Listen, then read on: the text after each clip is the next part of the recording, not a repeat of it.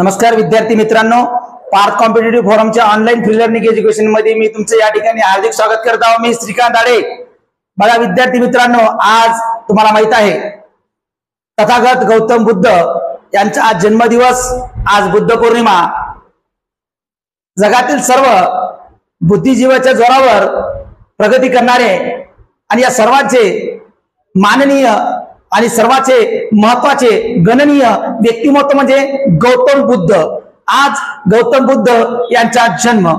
सर्वांना गौतम बुद्ध जयंतीच्या सर्व भारतवासियांना खूप खूप शुभेच्छा। विद्यार्थी मित्रांनो, आपल्याला बघायचं आहे तथागत गौतम बुद्ध आणि मानवाचं प्रेम, आणि या व्यक्तिमत्वानं भारतामध्ये नव्हे तर जगाला एक दिशा दिली। भारताला नव्हे तर जगाला एक प्रेम भावानं, वात्सल्यानं, ममतेनं, करुणानं, बरोबर आहे, प्रज्ञाशील करुणा याचा यांनी मार्ग सांगितला आणि कशा प्रकारे प्रगतीचा मार्ग सांगितला। जीवन जगण्याचे यांनी अष्टांग मार्ग सांगितले आणि या अष्टांग मार्गाच्या दृष्टिकोनातून प्रत्येकाने आपलं जीवन कशा प्रकारे सुखकर करावं असं राजकुमार ते गौतम बुद्ध पर्यंतचा प्रवास आज आपल्याला बघायचा आहे। जरी कोणी लोक नवीन असतील आणि आपल्या चॅनलला नवीन असतील तर कृपया त्या सर्व लोकांनी आपल्या युट्यूब चॅनलला खाली दिलेला जो काही सबस्क्राईबचं बटन आहे ते दाबायचं आहे आणि सबस्क्राईब करायचं आहे आणि व्हिडिओ आवडल्यास त्यांनी लाईक करायचा आणि इतरत्र शेअर करायचं आहे। तर चालूया, आपण आज बघायचं आहे राजकुमार ते गौतम बुद्ध पर्यंतचा प्रवास। बघा, पूर्ण नाव सिद्धार्थ गौतम बुद्ध। बघा गौतम बुद्ध, बघा सिद्धार्थ गौतम बुद्ध बौद्ध धर्माचे संस्थापक, ज्याला आपण म्हणतो सिद्धार्थ गौतम बुद्ध। बघा यांचा जन्म इसवी सन पूर्व 563 साली झाला। बघा लुंबिनी जे सध्या नेपाळमध्ये आहे, जन्माचं ठिकाण आहे लुंबिनी जे सध्या कुठे आहे, नेपाळमध्ये आहे। इथं गौतम बुद्धाचा जन्म झाला। महापरिनिर्वाण, बघा जे महान व्यक्ती असते त्यांना आपण त्याचा मृत्यू दिवस याला आपण महापरिनिर्वाण दिवस म्हणतो। आणि या ठिकाणी तुम्हाला माहित आहे इसवी सन पूर्व 483 कुशीनगर, वय वर्ष 80, कुशीनगर या ठिकाणी त्यांचा महापरिनिर्वाण झालाय, वय वर्ष 80। वडील, बघा वडिलाचं नाव होतं शुद्धोधन। वडिलाचं नाव काय होतं? शुद्धोधन, म्हणजे शाक्य वंशाचे ते राजे होते शुद्धोधन। तो बघा आईचं नाव होतं महामाया। आईचं नाव काय होतं? महामाया। कोलिय वंशाच्या राजकुमारी त्यांची आई होती। त्यानंतर बघा त्यांचा विवाह यशोधरा नावाच्या राजकन्याच्या मुलीसोबत वयाच्या 16व्या वर्षी झाला। गौतम बुद्ध यांचं लग्न 16व्या वर्षी झाला आणि त्यांचा मुलगा, याच्या मुलाचं नाव होतं राहुल। गौतम बुद्धाच्या मुलाचं नाव होतं राहुल। बघा सिद्धार्थ गौतम बुद्ध यांना गौतमी पुत्र म्हणतात, कारण त्यांच्या आईचं निधन लहानपणीच झालं होतं आणि त्यामुळं त्यांच्या मावशीनं त्यांना सांभाळ केलं म्हणून त्यांना गौतमी पुत्र असे सुद्धा म्हणतात, कारण त्याच्या मावशीचं नाव होतं गौतमी। कारण लहानपणीच आई जी महामाया होती त्यांचं निधन झालं, गौतम बुद्धाचा जन्म झाला आणि महामाया म्हणजे त्यांची आई त्यांचं निधन झालं आणि त्यामुळं मावशीनेच त्यांना संपूर्ण संस्कार दिले आणि ते घडले। बघा असं लहानपणीच अनाथ होणारा, परका होणारा गौतम बुद्ध यांनी जगायला बुद्धिमत्तेच्या जोरावर प्रेमाच्या आणि वात्सल्याच्या, करुणेच्या आणि ममतेच्या छायेत एक बुद्धीचा संदेश दिला। ज्या बुद्धाच्या झाडाकडे ते बसले, पिंपळाच्या झाडाकडे त्याला बोधिसत्व वृक्ष म्हणून म्हणतात आणि बरेचसे लोक पिंपळाच्या झाडाला बोधी वृक्ष म्हणून म्हणतात। बघा त्याने जगाला शिकवणी दिली शांतता। बघा शांतता, बघा एक दिवस तुम्ही शांत राहून बघा किती प्रगती होईल। शांत, तुम्हाला कोणी बोलत असेल तुम्ही शांत राहा, आयुष्य प्रगतीवर जाईल। माणूस शांत राहिला तर प्रगती जातो, स्मित हास्य राहतो, परंतु कोणासोबत जर वादंग केले तर आपलं आयुष्य खराब होते। परिस्थिती जाऊ द्यायचं आहे, माणसाला शांत राहायचं आहे, सगळं शांत होईल। पण आपण जर जास्त पुढे जाण्याचा प्रयत्न केला, आक्रमक घेण्याचा प्रयत्न केला तर आयुष्यात नुकसान होईलच। कायम माणसानं शांततेचा मार्ग पत्करावा हे गौतम बुद्धांनी सांगितलं। करुणा म्हणजे लक्षात घ्या माया, लक्षात घ्या जग हे प्रेमाचं वात्सल्य आहे, प्रेमाचा भुकेला आहे। प्रेमानं जग जिंकू शकतो, प्रेमात एवढी ताकद आहे। तुम्हाला माहित आहे रावणाला सुद्धा सीतेला जिंकायचं होतं पण प्रेमानं, पण आक्रमकतेने तो कधी जिंकला असता आणि कधी सुद्धा सीतेसोबत लग्न केलं असतं, पण प्रेमानं जो व्यक्ती आपल्या जवळ होतो तो कायम आपलाच राहतो। म्हणून प्रेमानं जगाला जिंका, करुणा। त्यानंतर त्यांनी मार्ग दाखवला ज्ञानाचा मार्ग। माणसानं प्रत्येक बाबतीत ज्ञान संपन्न असावं, प्रत्येक गोष्टीचं नॉलेज असावं। आज करा की भारत पाकिस्तानचं वाढ चालू आहे हे कशामुळे झालं? काय चालू आहे? पेट्रोल डिझेलचे भाव वाढत आहे, काहून वाढत आहे? सोन्याचे भाव वाढत आहे, काहून वाढत आहे? ग्लोबल वॉर्मिंग आता बघा कसा झालाय बा. पाऊस पडत आहे, यावेळेस पावसाळा लवकर आहे, 17 वर्षानंतर पहिल्यांदा लवकर होत आहे. करून असा वरुण राजा की मान्सून 17 वर्षानंतर 2008च्या नंतर पहिल्यांदा 4 दिवस पहिलेच आगमन महाराष्ट्रात होत आहे. ज्ञानी असावा. गौतम बुद्धाने सांगितलं की माणसानं ज्ञानी असावं, आणि ज्ञान हे आयुष्यभर घेण्याचं माध्यम आहे. ते कशाचंही असो, ते विद्या असो, स्वयंपाकाच्या ठिकाणी स्वयंपाकाचं ज्ञान असो, कामाच्या ठिकाणी कामाचं ज्ञान असो, प्रत्येक गोष्टीचं माणसानं ज्ञान घ्यावं. आणि करुणा, बरोबर आहे, याचं त्यांनी शांतता, याचा तिने त्यांनी ब्रीदवाक्य सांगितलं. शांतता, करुणा आणि ज्ञानचा त्यांनी मार्ग दाखवला, आणि याच्या दिशेवर जो चालतोय तो प्रगतीवर राहतो. बघा, म्हणून जगातली लोक गौतम बुद्धाला म्हणतात. पुन्हा बघा, गौतम बुद्ध यांनी वयाच्या 29व्या वर्षी, बघा, गौतम बुद्ध यांनी वयाच्या 29व्या वर्षी गृहाचा त्याग केला. कशाचा त्याग केला? गृहाचा त्याग केला. साधारणतः वय वर्ष 29. वयाच्या 29व्या वर्षी बघा यांनी राजवैभवाचा त्याग केला. जे काही आपलं शांततेचं जीवन आहे ते सगळं सोडून द्यायचं आहे आणि संन्यासी जीवन जगायचं.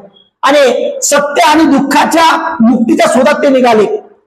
जे काही वस्तू असतात त्याला सत्य आणि दुःख, लोकांचे दुःख मिटवायचे, आणि यासाठी ते शोधात निघाले.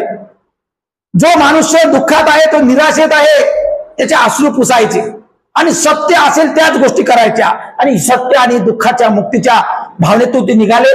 पुढे बघा, 6 वर्ष त्यांनी कठोर तपश्चर्या केली. कुठे केली तपश्चर्या? बोधगया. कुठे गेली आहे? बोधगया येथे पिंपळाच्या झाडाखाली त्यांना ज्ञानप्राप्ती झाली. 6 वर्ष एका ठिकाणी ते ध्यानस्थ होते, आणि इथं त्यांनी ज्ञान संपादन केलं, आणि ते झाड होतं पिंपळाचं. कुठं त्यांनी ध्यान संपादन केलं? बोधगया या ठिकाणी ज्ञानप्राप्ती झाली, म्हणून त्यांना बुद्ध म्हणून ओळखले जाऊ लागले. कारण बुद्धिवंत प्राणी, बुद्धिवंत व्यक्तिमत्व म्हणून त्यांना बुद्ध असे म्हणले झाले. 29व्या वर्षी संपूर्ण राजत्याग करून टाकला, आणि संपूर्ण ज्ञान संपादन करण्यासाठी हे व्यक्तिमत्व जगभर निघाले, आणि त्यामुळे 6 वर्ष त्यांनी ध्यान केला बोधगया या ठिकाणी. त्यानंतर बघा, शिकवण आणि महापरिनिर्वाण. बुद्धाने 4 आर्य सत्य आणि अष्टांग मार्ग शिकवलेला आहे. बुद्धांनी 4 आर्य सत्य सांगितले, आणि जीवन जगण्याचे अष्टांग मार्ग सांगितलं, आणि हे ज्याने अनुकरण केलं तो आयुष्यभर सुखी राहील. महापरिनिर्वाण वयाच्या 80व्या वर्षी कुशीनगर त्यांचं महापरिनिर्वाण झालं, आणि त्यांनी जगाचा निरोप घेतला. पण आज सुद्धा भगवान गौतम बुद्ध यांचे तत्वज्ञान अजरामर आहे. गौतम बुद्धाचे तत्वज्ञान बघा बरं. गौतम बुद्धांनी काय सांगितलं होतं? 4 आर्य सत्य सांगितले होते. 4 आर्य सत्य. दुःख आहे, मानवी जीवन दुःखमय आहे, मानवाला सुखाचा त्याग करावा लागेल, आणि जीवन हे दुःखमयच आहे. लोकांचे दुःख पुसायचे, आणि स्वतः दुःख सहन करायचं, आणि दुसऱ्याला सुख द्यायचं, म्हणून मानवी जीवन दुःखमय आहे.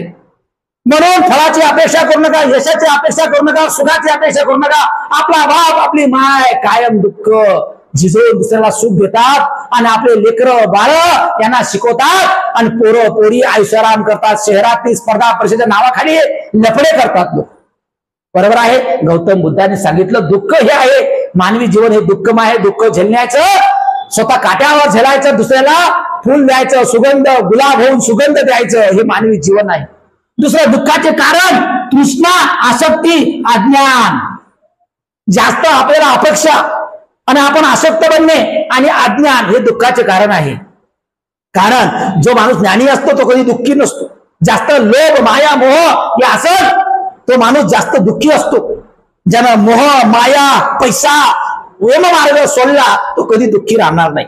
दुःखाचा अंत आहे. तृष्णा आणि अज्ञानाचा नाश करून दुःखाचा अंत करता येईल. अपेक्षा, मोह, माया, प्रेम याचा त्याग करा, म्हणजे दुःखाचा त्याग होईल. फळाची अपेक्षाच करू नका. गौतम बुद्धांनी सांगितलं जे आपल्यापाशी आहे त्याच्यात समाधानी राहा, हे बुद्धांनी सांगितलं. आणि त्यांनी सांगितलं अंत करता येईल. दुःखाच्या अंताचा मार्ग आहे, मार्ग आहे, दुःखाच्या अंताचा मार्ग आहे, अष्टांगिक मार्ग आहे, हा दुःखाचा अंताचा मार्ग आहे. अष्टांग मार्ग सांगितला बुद्धांनी. हे जर मार्ग प्रत्येकाने स्वीकारला आपल्या जीवनात, तो व्यक्ती कधीच दुःखी राहणार नाही, कधीच दुःखी राहणार नाही. बरोबर आहे. ते बुद्धांना आपल्याला अष्टांग मार्ग सांगितलंय. पुरो ते कोणते अष्टांग मार्ग हे सर्वांना माहिती असेल, परंतु आज गौतम बुद्ध पौर्णिमा आहे. निदान आज रोजी आपण वंदन करतो बुद्धांना, की हे ज्ञानाचं संगम आहे, हे ज्ञानाची मूर्ती आहे, हे ज्ञानाचा महासागर आहे आणि ज्ञानाचे हे उपासक आहे आणि आपण त्याच्याजवळ काहीतरी घेतलं पाहिजे. आणि म्हणून त्यांनी अष्टांग मार्ग जीवन जगण्याचा सांगितला. तो जीवन जगण्याचा अष्टांग मार्ग काय सांगितला बरोबर? तर बघा, अष्टांगिक मार्ग गौतम बुद्धांनी काय सांगितलं बघा. अष्टांग मार्ग जीवन जगण्याचा प्रत्येक विद्यार्थ्यांनी हे कायम लक्षात घ्यायचा, प्रत्येक लोकांनी घ्यायचं आहे. सम्यक दृष्टी, राईट व्ह्यू, डोळ्यानं योग्य बघा. सुंदर ते वस्तू नसते, सुंदर ते दृश्य नसते, सुंदर ते डोळे असतात. दृष्टी जशी सृष्टी, जसं तुमच्या डोळ्यानं तुम्ही चांगलं पाहिलं तर तुम्हाला चांगला दिसेल. म्हणून चष्मा बदलणं गरजेचं आहे पोरो. वाईट बघितलं तर वाईट वाटेल, चांगलं बघितलं तर चांगलंच वाटेल. बरोबर आहे ना? पुढे बघा, सम्यक संकल्प, राईट इंटेन्शन. जे आपण काम करत आहोत ना ते चांगल्या कर्मानं करा, संकल्प करा आणि त्या संकल्पासाठी तुम्ही दृढ विश्वास करा. कोणी जरी आला तरी गेला, प्राण गेला तरी 72, परंतु संकल्प तुटता कामा नये. संकल्प सिद्धी से के और जोपर्यंत उठा आणि ध्येय साध्य होईपर्यंत संकल्पाच्या मार्गाने लागा. संकल्प आपण दृढ निश्चय. पुढं सम्यक वाचा, राईट स्पीच. चांगलं बोला, चांगलं बोला, नेहमी खरं बोला, चांगलं बोला, चांगले विचार आत्मसात करा. आपल्या मनातून आपलं जे शस्त्र आहे, जीभ हे दुधारी तलवार आहे, याच्यामुळे कोणाला आरपार घाव लागतात. जिभेचे घाव हे आरपार जातात, माहित आहे का? म्हणून याचा वापर व्यवस्थित करा. येणंच घर आणि दारं पेटतात आणि येणंच घरात आनंद आणि दुःख सुद्धा येतो. बरोबर आहे ना? सम्यक वाचा, आपली वाणी एकदम सर्वोत्तम ठेवा, भाषा मृदू ठेवा.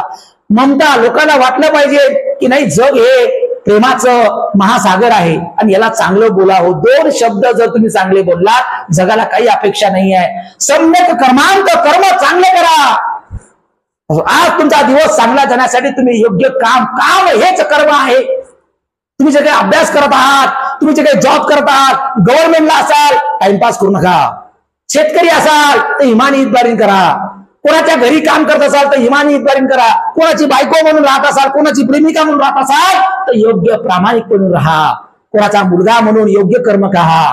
कारण लक्षात घ्या, काम हेच तुमचं कर्म आहे आणि कर्म हेच ईश्वर आहे. लक्षात घ्या. पुढे सम्यक आजीव. बघा, प्रत्येक जीवावर, प्राणीवर, पशुवर, भूतदयावर प्रेम करा. बरोबर गौतम बुद्धांनी सांगितलं की आजीव जे काही जीव आहे, पशु, प्राणी, मनुष्योत्तर प्राणी, या सगळ्यांवर जीव लावा. हो, आज उन्हाळा दिवस आहे, मुख्यालेला, तहानलेला पाणी द्या, पक्ष्यांना द्या, जनावरांना द्या. हे तुम्हाला सांगणार नाही मला पाणी पाहिजे. मनुष्याला एवढी तहान लागते, आपण कोणालाही पाणी मागतो, परंतु एखादा प्राणी असेल, एखादा पक्षी असेल, सम्यक आजीव, पशु प्राण्यावर, वेलीवर, झाडावर, फुलावर, निसर्गावर प्रेम करा. निसर्गावर प्रेम करा. बरोबर आहे? आपल्या देहावर प्रेम करा, आपल्या ईश्वरावर प्रेम करा, आपल्या आई वडिलांवर प्रेम करा, सर्व जीवांवर प्रेम करा. बरोबर आहे? सम्यक व्यायाम, राईट इफर्ट. आपल्या शरीराची झीज करा, आपल्या शरीराचा वापर करा, शरीराची हालचाल ठेवा, दुसऱ्यासाठी काम करा, स्वतःसाठी काम करा. आपल्याला हात आहे, आपल्याला पाय आहे, आपल्याला डोळे आहे, पण याचा व्यायाम कोणी करत नाही, याचा उपयोग कोणी करत नाही. आपण वाळायला कोणीतरी व्यक्ती असते, जेवायला कोणतरी व्यक्ती असते, कपडे कोणतरी धुवून देते, भांडे कोणी घासून देते, आणि आपण काहीच करत नाही. अरे आपण शरीर असून सुद्धा आपण अपंग का? आपले काम आपच केले पाहिजे. कोणी आपलं गुलाम नाही आहे, आपली आई नाही, आपली बहीण नाही, आपली बायको नाही. सम्यक व्यायाम, सम्यक स्मृती, राईट मिनफुलनेस. लक्षात घ्या, सम्यक स्मृती, चांगलं ध्यान धारणा करा, चांगले विचार तुमचे आत्मसात करा. आणि चांगले विचार लक्षात घ्या, हॅपी थॉट, गुड थॉट हे डेव्हलप थॉट आहे. चांगल्या विचारानं माणूस चांगलं होतो. जसं तुम्ही लक्षात घ्या, जैसा सोचेगा वैसा ही बनेगा. बरोबर आहे ना? जसं तुम्ही विचार करसाल ना तसं तुम्ही बनाल. तुम्ही जर म्हणलं मी मार खाईल तर मार खाल. तुम्ही जर म्हणलं मी मोठा बनेल तर बनणार. तुम्ही जर म्हणलं मी पंतप्रधान बनणार. तुम्ही म्हणलं मी आयएस बनणार. पहिले तुम्हाला ठरवावं लागेल. तुम्ही नाही ठरवलं तर लोक ठरवणार नाही. तर सम्यक स्मृती, सम्यक समाधी, राईट कॉन्सन्ट्रेशन, की माणसानं आपलं ध्यान धारणा करणं गरजेचं आहे. ईश्वरासमोर करा, भक्ती करा, पुस्तकासमोर करा, आराधना करा, साधना करा, परंतु समाधी, आपण ध्यानस्थ होणं गरजेचं आहे. आणि आपण जे काही काम करत आहोत त्याच्या समोर आपण मनन आणि चिंतन आणि दिवसभराचं कार्याचं सिंहावलोकन करणं गरजेचं आहे.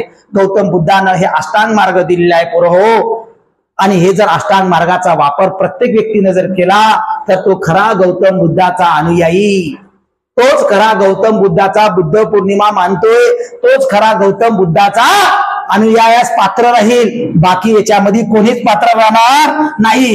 हो, या प्रकारे गौतम बुद्धांनी अष्टांग मार्ग सांगितलं, या प्रकारे गौतम बुद्धांनी जीवन जगण्याचे आर्यवत्य सांगितले आणि या प्रकारचं जीवन प्रत्येकाने जगावं. बघा गौतम बुद्धाच्या आयुष्यात कशा प्रकारचं जीवन आहे, दुःख आहे, निराशा आहे, परंतु गौतम बुद्ध यांनी जगाला प्रेम दिला, वात्सल्य दिलं, करुणा दिला, माया दिली, ममता दिलं. तसं तुम्ही सुद्धा आज गौतम बुद्धाच्या चरणी विलीन व्हा आणि जगाला प्रेम देण्याचं काम करा आणि स्वतःबद्दल प्रामाणिक राहा. हीच तुम्हाला आज गौतम बुद्ध जयंती निमित्त मी तुम्हाला सदिच्छा देतो आणि तुमचं काम तुम्ही अष्टांग मार्गाच्या ध्येयाने वाटचाल करसाल असं मी तुमच्याकडून अपेक्षा व्यक्त करतो आणि या ठिकाणी आपलं हे लेक्चर थांबवतो. जय हिंद.